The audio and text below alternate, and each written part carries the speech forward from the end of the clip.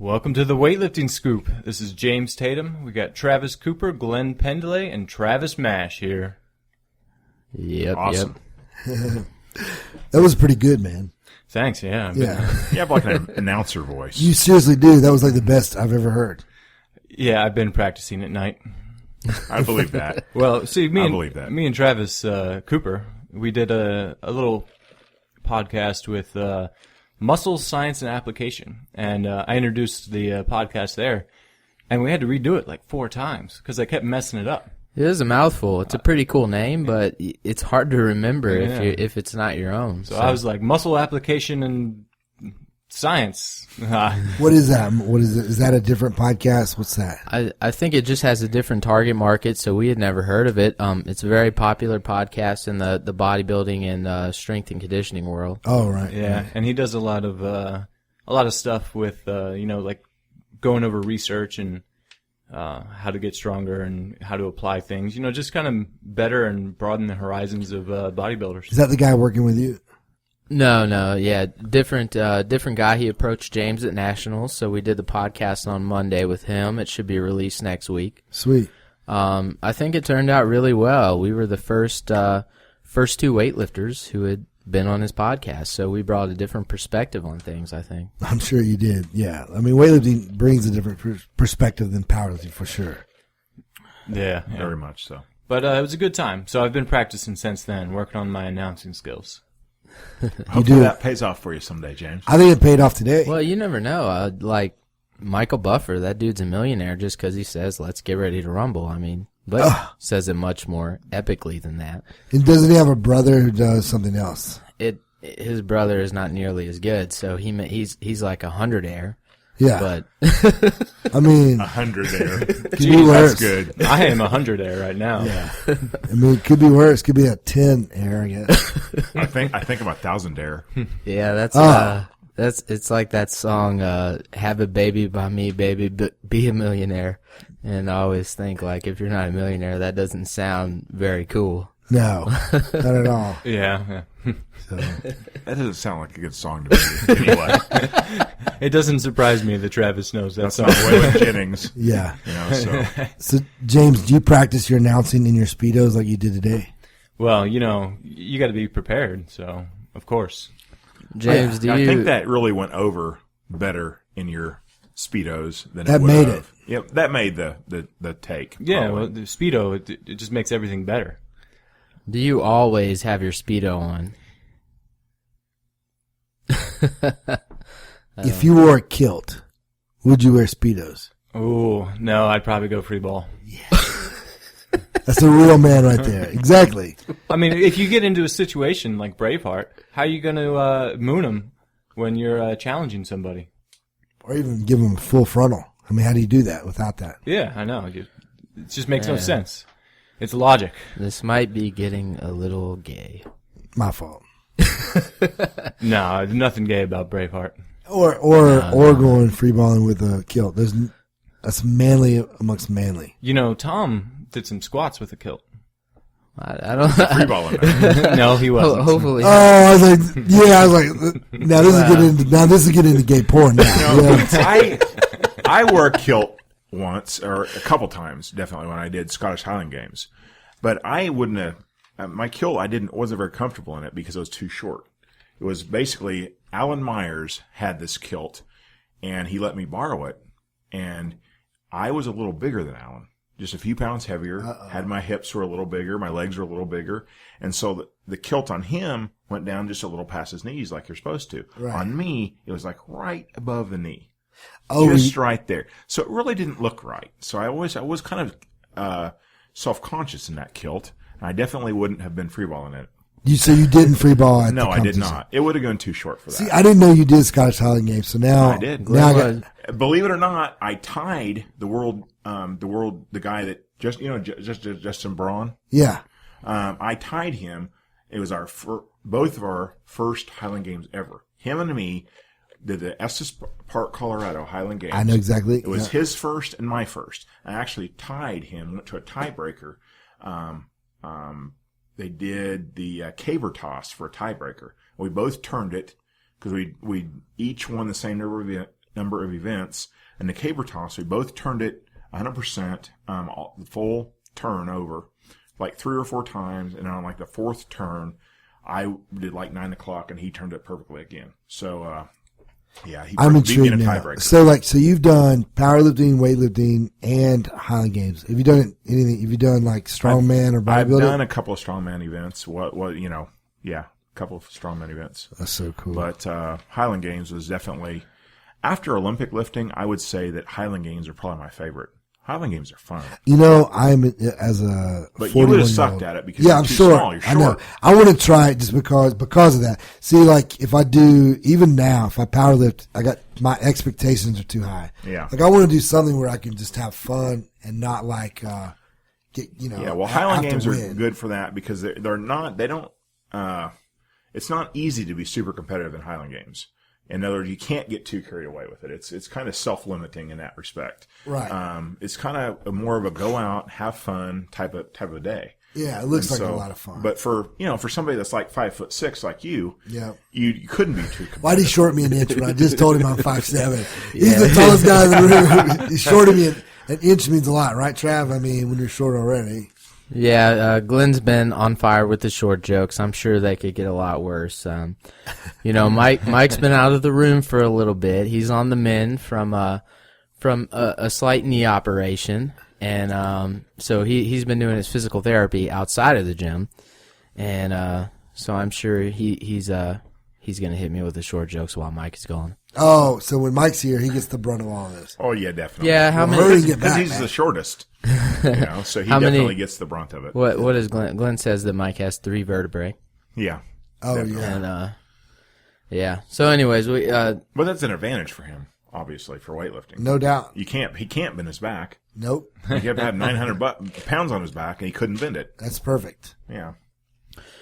Well, there's this thing going around. It's called the Ice Bucket Challenge or the Ice Water Challenge. It's for the ALS Association started it, and this thing's going viral. And it's pretty cool. I mean, it's a genius marketing scheme. They've raised more money than ever by creating this thing that's gone viral. Basically what it is you pour a bucket of ice water on your head, and then you challenge others to do so. And if they don't do it, they have to donate $100 to ALS. And if they do it, they have the option to donate some money to ALS and pass it on to others, but they don't have to donate. So usually $100 is pretty substantial. So Yes, some people do it. right. So people actually have been doing this, and I actually did this the other night. I challenged Morgan King, Jared Fleming, and Tom Soroka, so their videos should be coming out. And James, you made a video today. Yep. I think that was a good video. Yeah, it It's turned going out to be good. sweet. I think it's going to actually We did be it. awesome. We did it by the muscle driver sign. I stood behind the sign along with Travis, and we dumped the bucket on James. It was great. That was a big bucket. You know what's Yeah, crazy? it was a huge bucket. I made the comment that James looks way bigger naked. Like, That sounds kind of gay. I mean, but He wasn't naked. he had Speedos on. Speedos. But like right now, he's got clothes on, and he doesn't look real muscular. A scrawny tall dude. Yeah, like a scrawny tall dude. But then when he had his Speedos on, he looked pretty jacked. He has big quads. He does have big quads. I had they're, no idea. They're hidden. I mean, he's either wearing long shorts or long pants. And usually, even if he's wearing spandex, he's going to wear the shorts over. So they're just hidden. I was impressed. Yeah. He's got a big back too. He looks kind of like a fighter, like a MMA dude. Yeah. Yeah. Except So- he doesn't like to get punched in the face. That's where the Yeah. Speedo thing came from. He did it in the Speedo. So if you want to see James in the Speedo, look at his Facebook page. Yep, I just posted it on Facebook. And you challenged too? California Strength. the whole team. The whole team. So anyway, yeah, I You guess. should have challenged Don McCauley. Well, Don has been challenged. He's supposed to do it Oh, today. he has. Yeah. I don't see. I'm See, kind of that- worried about that because he's like 80 years old. I mean, the shock of all that cold water being dumped on him might give him a heart problem. or Well, you something. could just give him a little cup of cold water. I mean, he'll be all right. I think Don would appreciate that if I said, "Here, Don, at your age, you better just take this little cup and pour it over your head." I can hear him right now. Man. That probably would be pretty funny. You know, Glenn's on a shit-talking I spree. know. No doubt. He's wide awake today, man. Yeah. all of that should be on the video of when they throw the ice on Don. So they start the video and say, "Don, I know you're kind of Commentary. old, and you want to do this ice bucket challenge, but here, we'll just give you this little tiny glass." Can Don borrow your Speedos? That would be sweet. Everyone's trying to decide if that would be sweeter. That would be Well, but Maybe. going back to Cal Strand, though, what was it? I don't know. Oh, Glenn said that they have the big ice. Yeah, they have a big ice tub that they fill up in the back to do ice baths in Cold and tubs. everything. So they have a good facility for this challenge. Perfect. So they can't. There's no reason why they shouldn't do it. I'm sure they'll do it. They love to do fun stuff like this. That they always play along, so they should make a good video. I want to see if Spencer Mormon can one up you on your Speedos. You know, I hope he does, because he's quite the stylish person. I can see him going straight.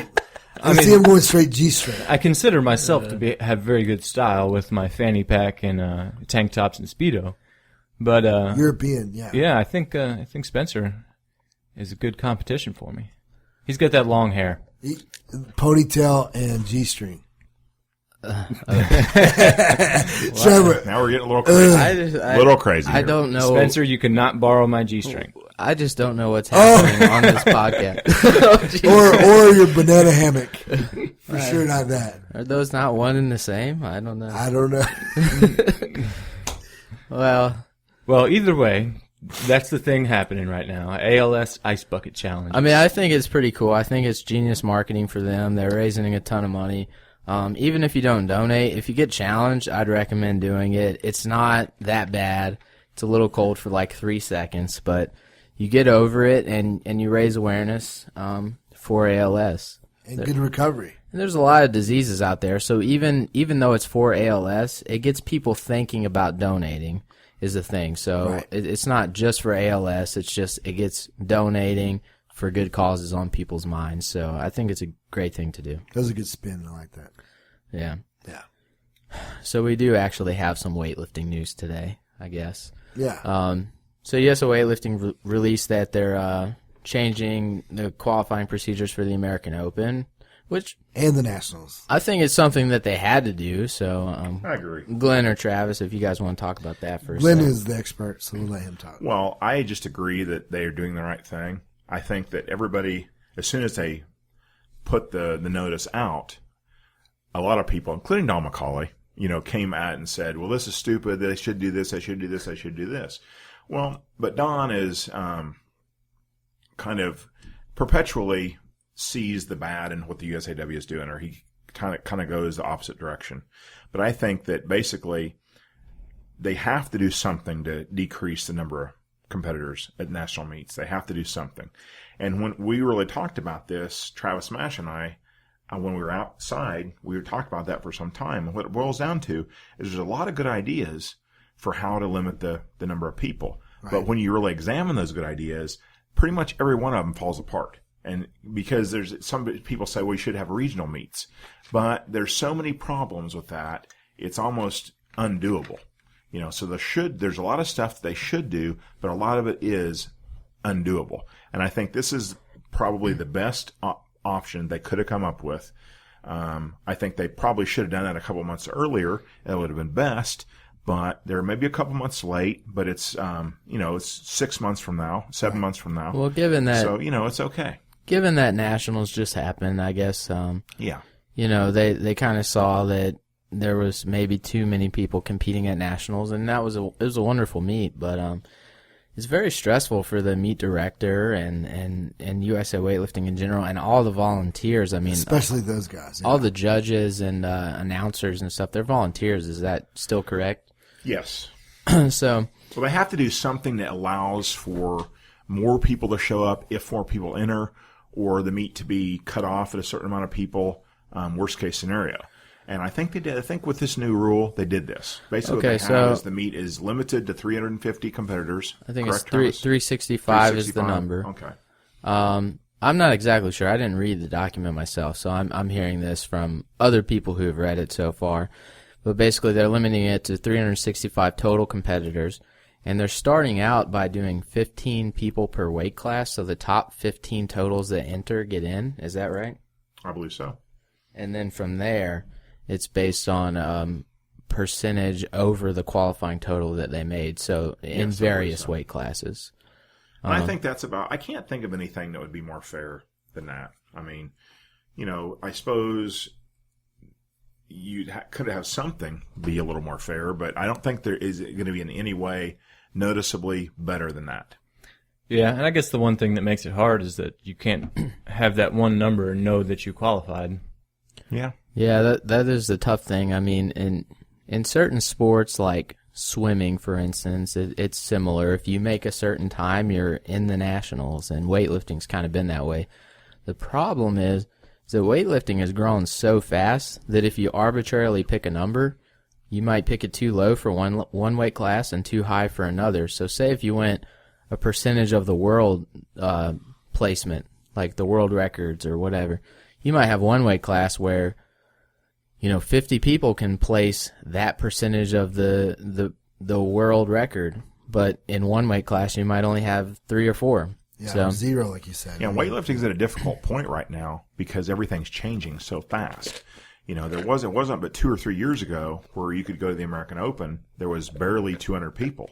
That we were lucky to have 200 people. Whereas now, with the unlimited entry, we'd probably be looking at 600 people maybe, or 500 at least, a ton of people. A good problem to have, though. Yeah, but we're in a transition phase where things are changing so fast that we basically can't get a handle on it. So we going to have to come up with some system like they proposed to try to get control of it. Right. I will say this, in my opinion, from the American Open, I think they did a fine job for, being the first meet where it was just exploded. But then the Nationals this year, I think, got even better. So I'm impressed with the way, I think we're doing a good job, and this is just another way to make sure we stay on top of it. So I think all in all of this is nothing but great news for the sport of weightlifting, in America. yeah, so basically what you're saying, James, is so say you had a client or you were in this situation where you had just qualified and then you barely missed the cutoff by 1 or 2 lifters, it would be pretty demoralizing. Yeah, I could see that problem, but I guess that depends on how many people sign up too. So it's I guess it makes it a little bit harder for the people at the very bottom of it just to go out there and get some experience on the platform. But I don't know, it might give you some more motivation to get over that qualifying total. Yeah. Yeah, it's tough, and hopefully it doesn't dissuade people who are right on the border. Hopefully, if anything, it sparks a fire under them to really get to the A session and do more. But yeah, you're not going to be able to please everyone, and they definitely had to do something to limit the amount of people that are qualifying. It's just not possible to put on a meet for 500 people, and it kind of takes away some of the prestige of competing at nationals if you let everyone in. Yes, I agree. Yeah, I think this is a good step in the right direction as far as switching the mentality in America to start striving for bigger and bigger numbers. Instead of hopefully this all falls back to even like the Olympics. Instead of us thinking about just making the team, to start shifting our mindset to let's try to start meddling. So I think this is all in all a step in the right direction. Yeah, I do think that eventually it would be good to go back to a straight qualifying total. In other words, say that, the 94s have to, make a certain total, like 90 kilos. But yeah, we have to wait and let the more data. The memberships level out. We have to have more data at the newer, higher membership numbers. Right. Yes, exactly. So it'll take 3 or 4 years maybe. Yeah, this actually reminds me of something. So the National Pro Grid League, which used to be the National Pro Fitness League, they have a portion of it where it's kind of power movements. So it's a portion of it where they could recruit a specialist that is kind of a weightlifter, power lifter type athlete. sweet. And I think that can only grow weightlifting too, because I don't really know where this whole grid league thing is going, but I mean, from the people I've talked to, like, my friends at Barbell Shrug and some of the dudes are kind of in the end. I mean, everyone seems to be very positive about it. Even, that maybe they might have some better ideas than even CrossFit. That might also improve CrossFit as soon as they see it. And I think competition will breed excellence. And so you got this other league that'll force CrossFit to even get better. And I think all in all, it's a good thing for everybody. Yeah. I mean, at least for weightlifting, if this thing does take off and they have the power mover, I guess is what they're calling this utility guy, I think there will be even more appreciation for what weightlifters do. There's a new team in Charlotte that I don't know about you guys, but I was invited to tomorrow at 2:00 to come have a dinner by Andy Hindle, is the owner of the team. Yeah, I saw an announcement yesterday. Didn't know anything about it, and I heard the Carolina Crush is coming next year, so that's kind of why I even thought of that, just because they're talking about the power movers. Sweet. And I think it'd be a lot of fun to watch. Me too. I'm excited. I'm going to go there tomorrow and learn about it. So you should come with me, Glenn.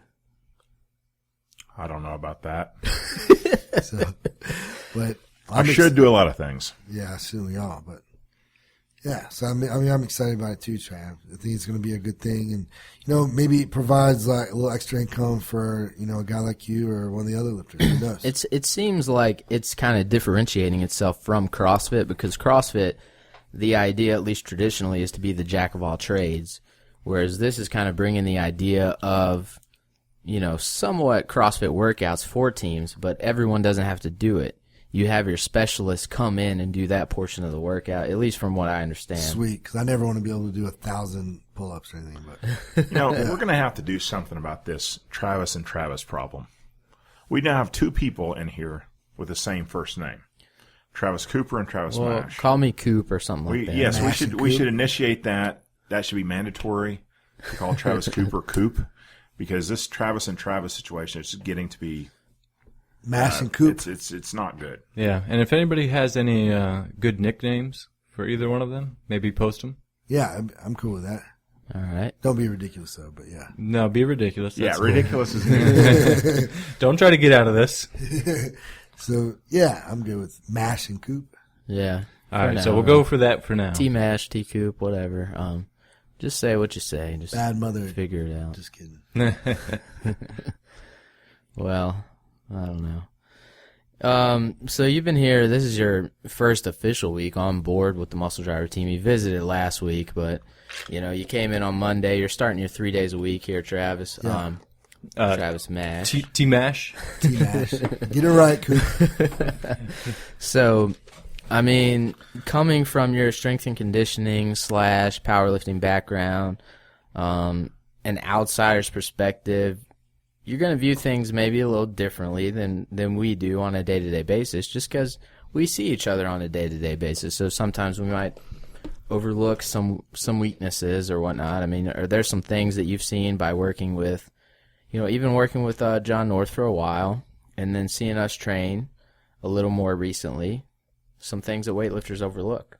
Well, I mean, what I'm trying to do is find a place to fit in. So, like, you've got Glenn and you've got Don. So you guys don't need programmers, and you don't need like technicians as far as snatch, clean, and jerk. So I'm just trying to see where I might be able to add to the team, and so maybe seeing weaknesses and prescribing some auxiliary work would be fine. So I'm just trying to add where I can add, because these dudes are already awesome. So Friday when Jared Fleming is back, you may help me go out and go through with him, like the things we're doing for his back. Yeah, sure. Be awesome. We're basically on Thursday, Tuesday and Thursday, and then on Monday, Wednesday, Friday mornings, we're kind of doing the whole workout devoted to bringing up his weak back. Right. Definitely, because he's had an injury for a while, and we're trying to make it stronger. Which is also a lot of different things. Which is also something I've been working on. I mean, relative. Me and Jared are stronger on the front side than back side, I guess, and then James kind of the opposite. So he's been working his back squat up, and it's your back squat's almost caught up with the rest of everything. So you've done a great job with that. Yeah. But everyone has like different strengths and weaknesses. I know, Travis, you've mention a couple of them about some of the lifters. I mean, what kind of things have you seen? Just like, for example, Matt this morning, you really noticed like a super weakness in his back. Like he was pulling on 60 kilograms and you noticed a major flexion in his thoracic spine. Now, I'm not going to be the guy that, I think there could be paralysis by analysis, but it was just a very obvious thing that, even with a little load, his back couldn't maintain, good extension. So just to do things to obviously to address that. I mean, you got a guy who's got, monster legs who is squatting like 205. I mean, he should be able to squat more than that. And, he was just saying himself he can't maintain vertical in his spine. So if you think that increasing his back squat might come from increasing his back strength. I think that mostly in the squat, I mean, you just take the squat in consideration, I think the limiting factor will 99% of the time be the back.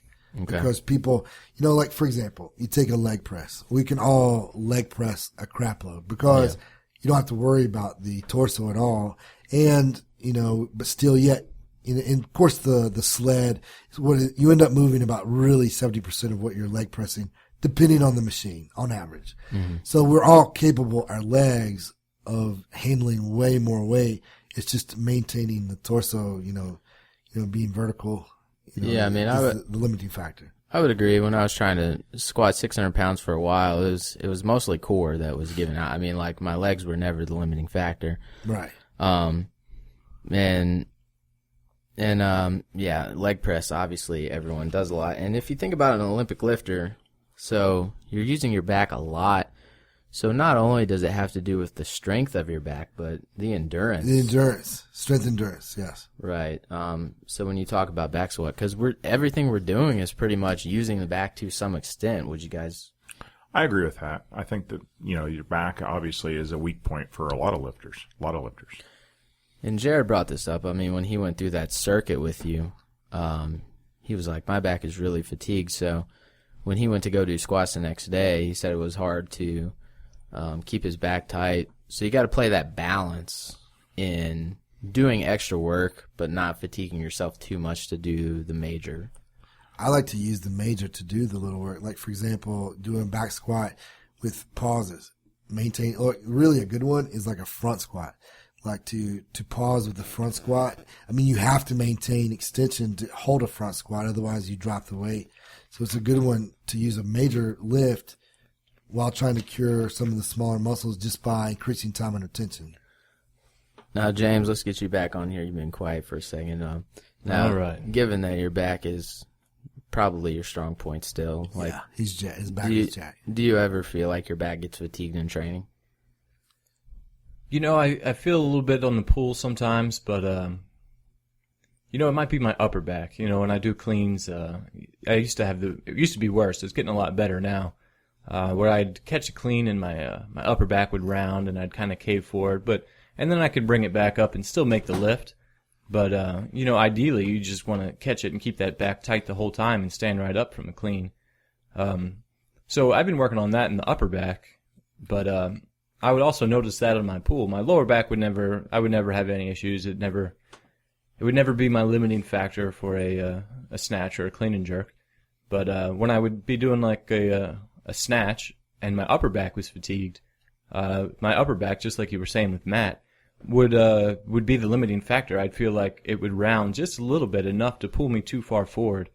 And working on that specifically, actually in front squats, it's starting to come around. I can catch the bounce on my max attempts now, and keep tight. Good. I think a lot of people get lazy on their front squats, and they will not hold the front squat like they would catch a clean, or they won't maintain good extension in their back, and they're missing the whole point. It's not only just how strong your legs are in the front squat, it's how you want to catch the clean is just as important while doing it. Yeah, and there's a lot of rhythm in there too, which you got to take that into account. Sometimes if your rhythm's off, that might be what's throwing you off too. But what's surprising is I kind of figured out the rhythm for my snatches very naturally. It kind of came quickly. But cleans, it took a little bit longer. But then I kind of figured out my rhythm, and I caught the bounce, and my timing was good.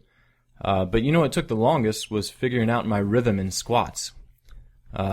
My rhythm would be very very segmented. I know you all have seen it, where I'd squat and the bar would be oscillating on the way down, rather than kind of moving with the bar as I squatted down, and it would kind of pull me out of position in my squat. So I actually had a hardest time keeping position in my squats, even over snatches and cleans. Well, that kind of makes sense because the bar is at a smaller point on your back during squats, so that's going to lead to more bar flex. And the bar's heavier also, so a lot more bar flex on squats than there is on the snatch or clean, and so it's more prone to oscillation. Yeah. But then still, like, once I kind of figured out, I'm getting a better feel for the timing of a squat, actually. I mean, this is separate from, like, tempo squats or pause squats or anything. But the timing was just going down and up, like on a max attempt squat. I just had a lot of trouble. And now I'm kind of finally figuring it out. So I get the timing right, so it's not crushing me down at the bottom, and it's not, I'm catching the bounce and still using that to finish the squat. Well,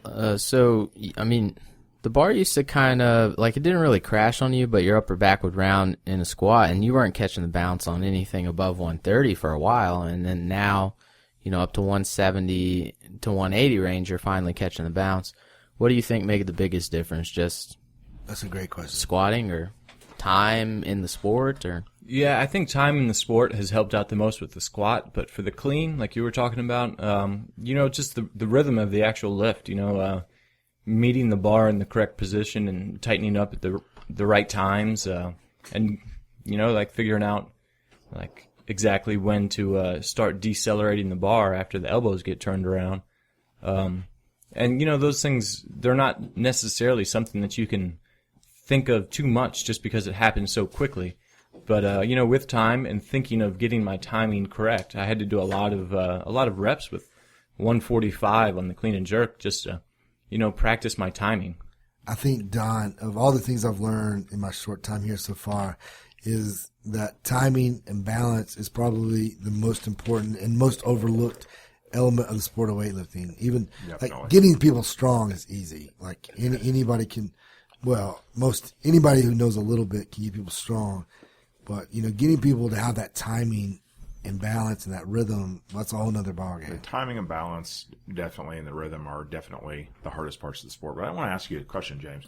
Is there any other, and this is kind of a reason for this, so I have to have a follow-up here, but is there any particular exercise that you think has helped measurably on your clean and jerk, or do you think that there hasn't been anything besides squatting that's helped a ton? Something that I like a lot to help with the back rounding question, something that I've found a lot. Well, this is in relation to timing is low hang clean and jerks. Because when you lower the bar back down to the floor and you don't quite touch the floor, and then you come back up, you kind of you feel the bar in your hands the whole time, so you know where the bar is, as opposed to when you pick it up right off the floor. Sometimes you might not have that awareness, but when you do a lot of those low hang clean and jerks, I kind of you get a feel for the bar, the timing, and you know where the bar is more. That's so awesome. Then when I turn the bar over, I have more time with that bar in my hand, so I know where it's going, and then it could help me, catch it and stay upright. And I believe we started doing those probably like 5 months ago, 6 months ago, kind of. Right? It might have been a little bit longer than that. It was when we were in this building, but I guess we were lowering them slowly. Yep. And then reversing coming up. I remember when we started doing those. Yeah. And we kind of got away from it for a while, but I'm glad to see you're doing it again. I remember doing those back in the warehouse with John, in the snatch. I remember being not as good at those. It was hard to do 140, and at the time I was able to do 140 from the floor for doubles pretty easy, but so it's definitely a tough exercise. Well, the reason I asked you the question, thanks, Travis. The reason I asked you the question originally, James, is because there is some disagreement, I think, among the Russian researchers as to whether hitting a weak point with an extra exercise or extra amount of work is really worthwhile, or whether it can lead to worse results. because I think some people, particularly some of the Russian researchers and people that publish things on weightlifting, that have in the past, particularly back in the 70s and 80s, have wondered whether extra work with a certain part of the lift actually fatigues you more.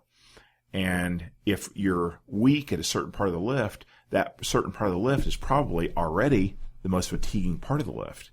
And so just doing more work with that particular muscle group or whatever, and it just never has a exacerbates- chance to recover. Yeah, just exacerbates that problem, and you never get a chance to recover. So I think there's some people that have the opinion that, if you're bad at one certain thing, the most thing you most need to is pay attention to recovery.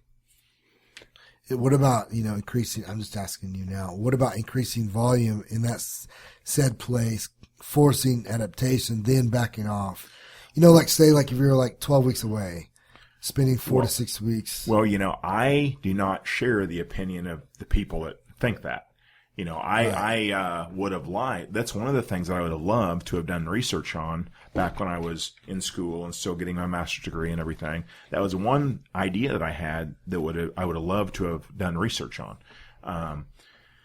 Find out if targeting a weak point for 6 weeks or 8 weeks or whatever actually helps. I think that that's a big question. That's a big question mark for me. And I would have loved to have tried to do something that would have pointed towards finding that out. But I think that probably it does help. And I think that at certain points, yeah. Yeah, at certain points of the year, you have to push things you're not good at. Right. Yeah. Well, and then the other I think thing, instinctively we all know that. yeah. Well, the other thing too with weightlifting is how do you know that you have a weakness or if it's a technical issue? That's a valid question. And especially because 90% of the time, it's probably at least partially it's technical. Yeah. Like the crashing. Yeah. And that's where a good coach comes in. You let the bar crash on you, you're going to think you have a weak upper back. Yeah. I was, watching you early on, watching the videos. Well, I don't think it was your weak upper back. I think it was just, not knowing how to clean really well. Whereas now I think you've just learned how to clean really well. Yeah. It's finally coming around. Yeah. I also widen my base of my, I catch my cleans and my snatches wider, which in turn helps you keep your torso upright more, sure. which, puts less pressure on the upper back. That took a little while to learn. Well, it took me a while to be able to get wide. Yeah. to get mobile enough. Yeah, I had very, very tight. I could get down to the bottom of a squat very quickly, but my feet would be narrow. Yeah. Yeah, it's Me too. super narrow. Me too. And then once I could get my feet wide enough so I could sit my butt in between my ankles and, really, you actually get down a little bit deeper too. Yeah. But, it makes your, relatively, it shortens your femurs so that you can keep the torso upright. Right. Man, this is good stuff today. I think that a lot of people that have James's talent level probably would have quit, plateaued, and gave up a long time ago. But he has an unusual level of determination to fix, and determination and willingness to go after little problems in his lifting and fix them. And, that's difficult to do, especially when you're already good. And you're going back to squatting less weight because you're using a slightly different squat form or et cetera, anything like that. And actually having the mental fortitude to actually work on that long enough and fix it. You know what? That's not talked about enough because with the competition rising and it getting harder and harder to become one of the best in the sport, like I said last time, it'll be whoever decides to be the master of the mundane little things, it will be the guy who ends up being at the top of the barrel. Master of the mundane. I like that. The mundane little things. T-Mash is the master of mundane. How can it be mundane if it's not a little thing? I guess there's a fine line. So in order, if you do have a weakness or a bottleneck, that's kind of like where you're susceptible to injury.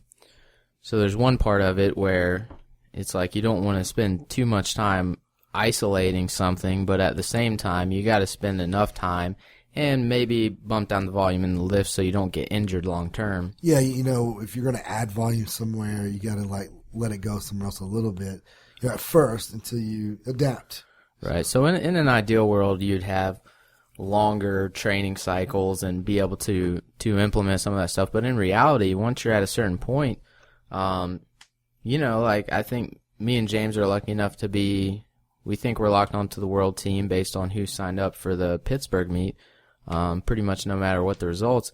But sometimes we've been in situations where we had to go to 3-4 qualifiers to ensure our spot on a team. And we're going to a meet once every 4 or 5 weeks. So you gotta pretty much stick to the lifts when you're doing that. Yeah, at that point there's no time to target anything.